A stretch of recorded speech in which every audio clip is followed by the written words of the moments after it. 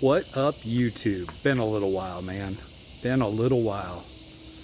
Time for the 30,000 miles on the White Lightning sled. Did I just call it that? Oh well.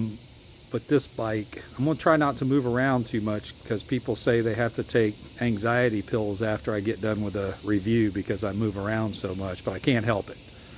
I walk and think, sorry. But I'm trying not to move around this time so much. But just wanted to give my 30,000 mile review. I'm actually at 31,000, around 400. I picked this time to do the review just because I finally did that dreaded filter change. Yeah, man. Wow. And did I personally do it? A big hell no. Last time I changed one of those filters, and I am not a wrench, it took me 8 hours. And that was on a full dress Goldwing. I had a lot of stuff to take off that's not on this bike. A lot of those wing air things along the side here. But no, I didn't. I called a local shop, should I mention their name, I guess, Team Motorsports. They're in Charlotte. And asked them how much they were going to charge to do a filter. And they gave me a fair price. But I asked them, do you still have your technician there? And at the time of this recording, they said they didn't have an official Honda technician. And the guy was really cool and told me about Honda Shelby motorcycles. And I've been by there and I've been in that shop before, but I never really had anything done. I drive by it, I go in, look at some motorcycles, talk to people. Everybody seemed real nice. That was probably last time I've been in there was 3-4 years ago. But I actually called Scott Beam in service and set an appointment up a week before time because I have to drive there. I wanted to make sure I had a slot in and they were going to be able to fix it while I waited.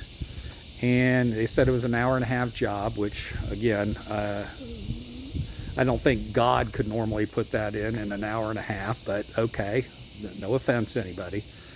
But I said great, and gave me a price, $250 with the filter. And if you think that's expensive, by the way, watch some videos on what you got to do to get to this air filter. You might change your mind. Thought that was a very fair price. So I booked the appointment. He told me, hey, come on out, or call me the day before, make sure we firm things up. So I did. I called him Thursday. He said, yeah, we got you all ready to go in your slot. So I guess making sure the Honda tech was there. So I go in there. It's about 9:30. I was a little late, about a half hour late, actually. It'd been raining, so it took a little bit longer to get there. Checked in with Scott. Had me pull the bike right in, had his technician there, and I was like, okay. And I sat down and checked me in and went over what I wanted to have done, which was the air filter. But I also had a little issue going on right here with one of these covers, ceramic covers, okay? And I'm going to dive in here so you can see that right there, okay? What they ended up doing for me, and they weren't prepared to do this, okay? Most places you go to and you're scheduled to do something, you start mentioning other stuff, and I know some are different, but some people look at you, oh God, you know, we had you set up for this, don't want to tackle anything else. And this is a really specialty thing. You have to have, I asked him if he had a welder, and he said, yeah, we can weld. Anyway, make a long story longer. He said, let's take this thing off and see what it looks like. And I didn't get a price or anything for doing this, but this thing was sticking out about that far, and it was very unnerving. Can you imagine if this would have pulled out and I'm in a turn? It's almost like having a kickstand down. Pretty guaranteed you're going to get some damage to your bike and yourself. So I wanted it fixed. It had been like that for probably a year. But I haven't been riding as much as I normally do. Again, I got 30,000 miles on it. But I'd probably put on 5,000-6,000 over the last year with this thing just barely sticking out. It wasn't moving any, which was okay, but I wanted it fixed.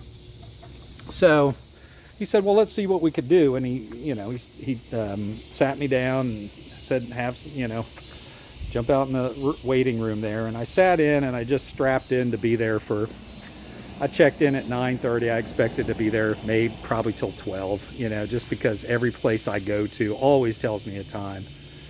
And then it's like longer, longer, longer.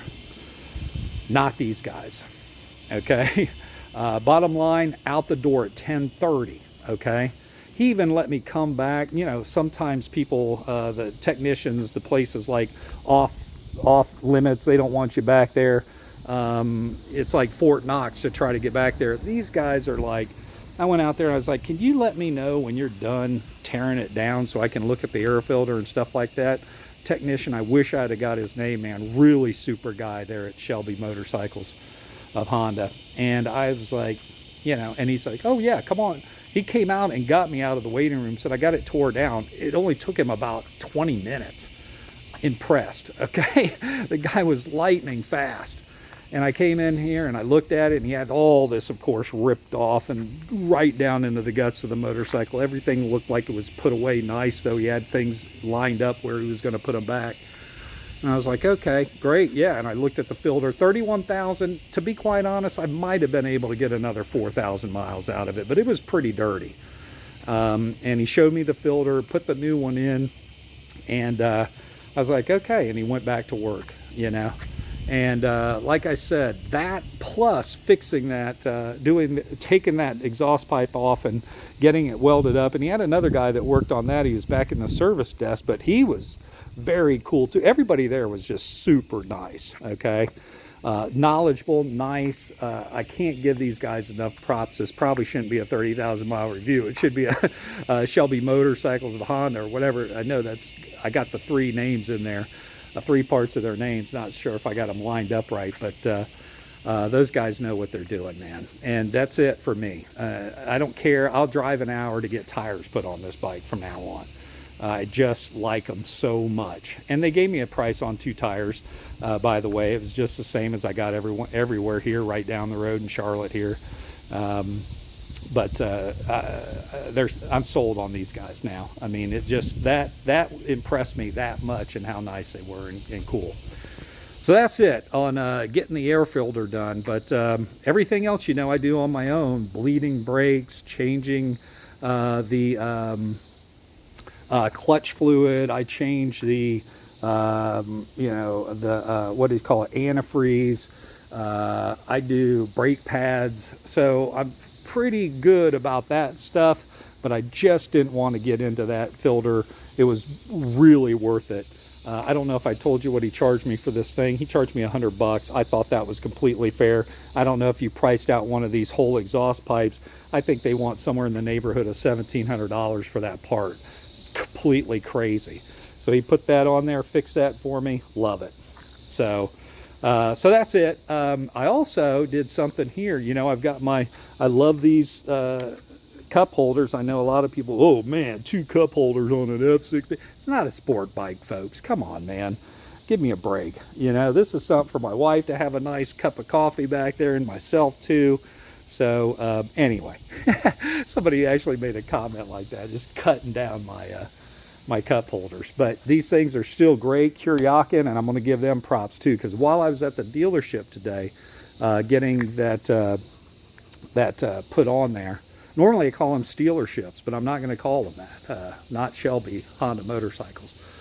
Fantastic. So, but I called these guys because I was looking at what these were running. They had actually one of these, they wanted $98 there in the showroom.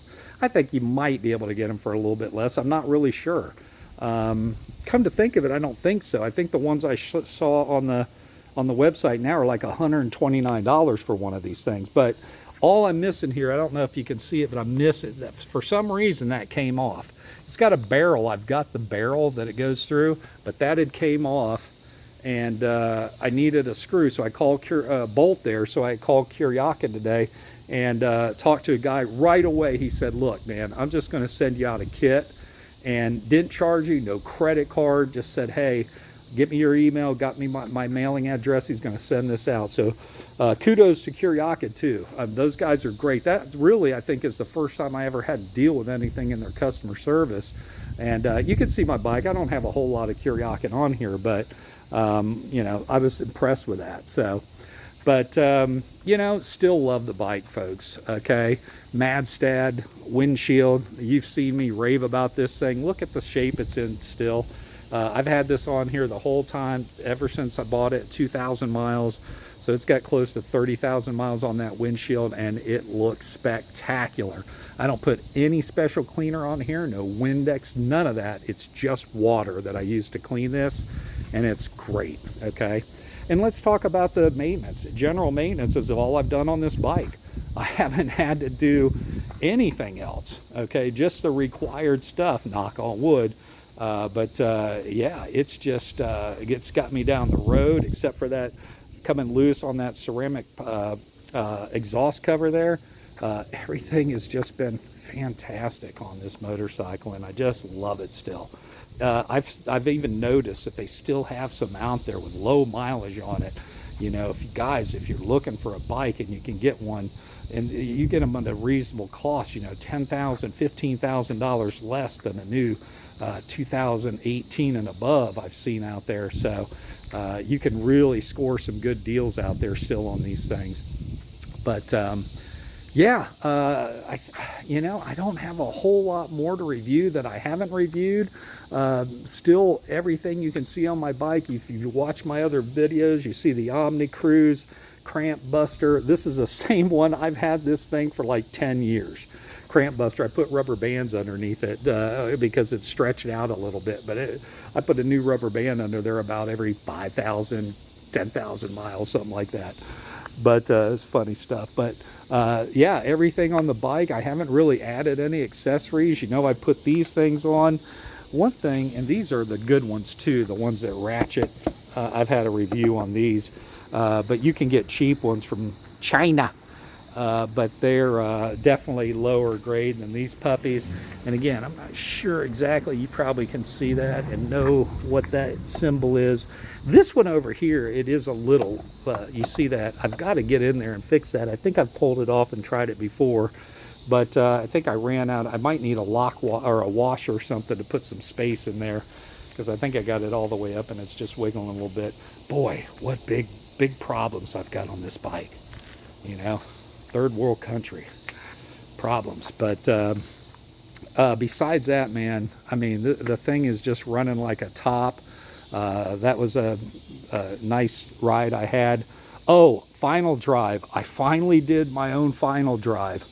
And again, I went over on this, supposed to be like at 24,000 miles. It probably had never been changed. Maybe they did the 500 mile or whatever the brand new break-in period is. They might have changed it, that final drive, before I bought it. Good chance of that, because this thing looked brand new when I bought it. Yeah, I did my own final drive, and yes, I stripped the bolt like so many people do. Let me see if I can get up here and show you where that thing is. Everybody sees that. I'm sure everybody knows where that's at, but where's that at? Is it on this side? No, it's on the other side. I want to show you what I'm talking about here. And I put this up on the center stand. But this puppy right up here. Let's see if we can get this. There's your drain plug for your final drive.